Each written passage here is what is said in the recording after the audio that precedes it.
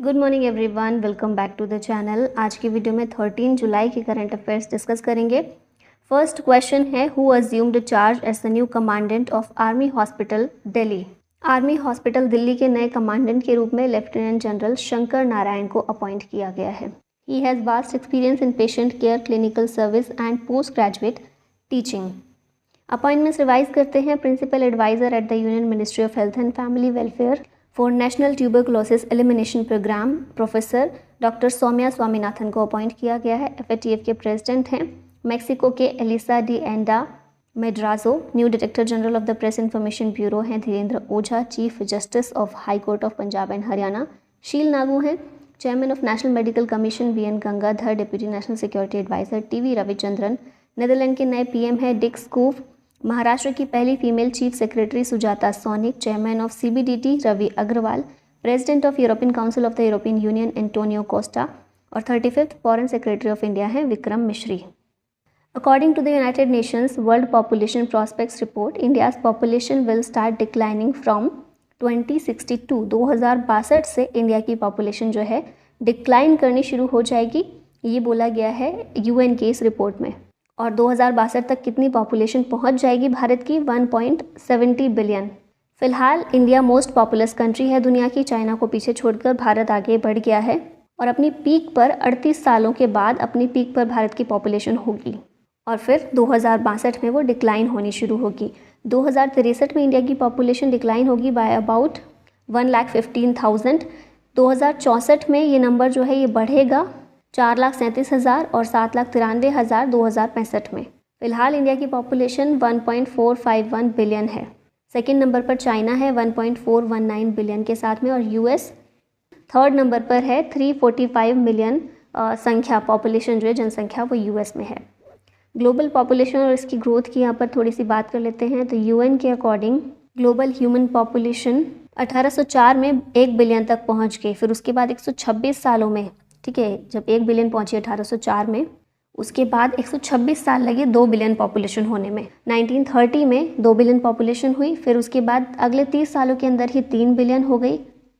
Next 14 years के अंदर 4 billion population world की हो चुकी थी और उसके बाद 13 सालों के बाद 5 बिलियन पॉपुलेशन हो गई थी। 2011 का अगर हम देखें पॉपुलेशन का सेंसस, तो उसमें world human population 7 billion cross कर गई है। 15 नवंबर 2022 के अकॉर्डिंग 8 बिलियन क्रॉस कर चुकी है वर्ल्ड की पॉपुलेशन। और यूएन के द्वारा जो एक्सपेक्टेशंस हैं उसमें कहा गया है कि 2030 तक 8.5 बिलियन, 2050 तक 9.7 बिलियन और 2100 तक 10.9 बिलियन पॉपुलेशन दुनिया की हो जाएगी। और 10% reservation will be granted to former Agniveers in which of the following security forces.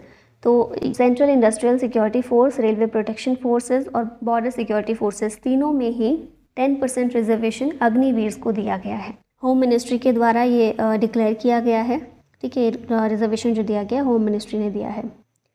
Next question है, according to the 2024 summer census report of the Uttar Pradesh forest department, how many sarus cranes are there in the state. Uttar Pradesh में कितनी सारस cranes हैं? तो 19,918। Latest जो summer census figure आया है 2024 का, उसमें ये बताया गया है। पहले से जो संख्या है थोड़ी इंक्रीज हुई है, 396, ठीक है, 396 नंबर बढ़ गया है सारस क्रेन्स का उत्तर प्रदेश में। Uttar Pradesh has the largest sarus crane population in India. Etawah forest division has the highest number of sarus cranes. Sarus crane की यहाँ बात करें तो इन्हें state bird of Uttar Pradesh 2014 में डिक्लेयर किया गया था। Uttar Pradesh has the highest population of sarus crane in India. Sarus crane is the world's tallest bird which can fly. Birds nest in the wetlands area. The bird is included in Schedule 4 of the Wildlife Protection Act 1972. Recently, which organization has launched the Medical Devices Information System? इसे WHO के द्वारा launch किया गया है। ये एक online platform है to provide global access to information on 2,301 types of medical devices.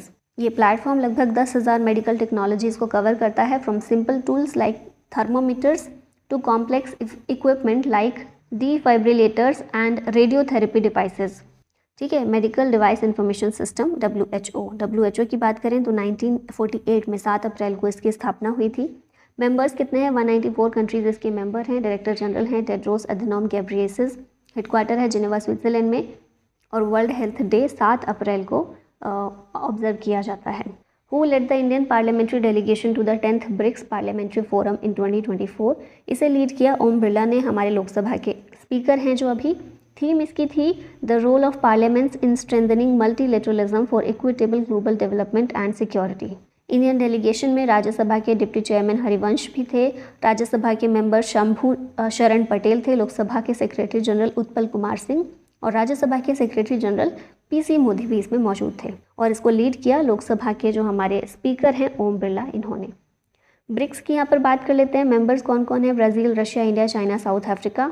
इनके अलावा 5 और कंट्रीज़ हैं जो इसमें शामिल हुई हैं।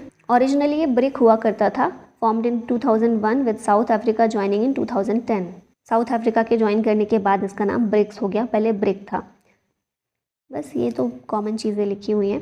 नेक्स्ट क्वेश्चन है, cabinet of which state has approved purchasing a challenger 3500 jet plane for VVIP transport?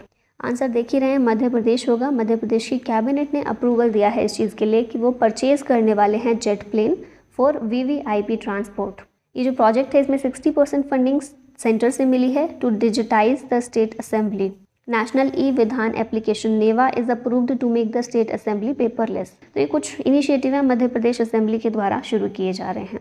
The mutual recognition agreement for organic products between India and which country came into effect in July 2024? तो India और Taiwan के बीच में ये agreement हुआ है, mutual recognition agreement for organic products.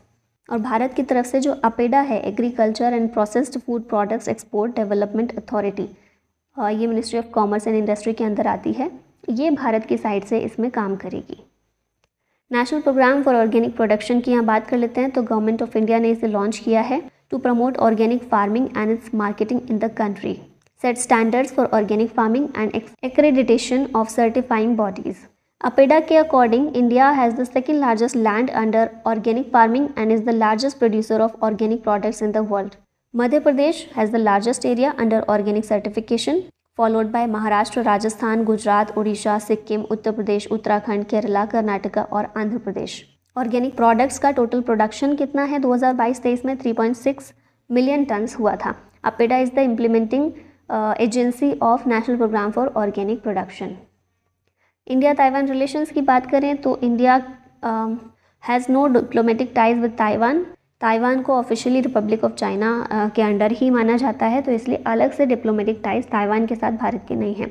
1995 में भारत ने एक रिप्रेजेंटेटिव ऑफिस जो है ये इस्टेब्लिश किया था ताइवान में, जिसकी कैपिटल है ताइपेई। करेंसी यहाँ की न्यू ताइवान डॉलर है। प्रेसिडेंट है William Lai Ching-te. Ram Buxani has passed away, who was he? तो ये एक इंडियन इंडस्ट्रियलिस्ट थे, बिजनेसमैन थे। दुबई में इनकी रिसेंटली डेथ हो गई है।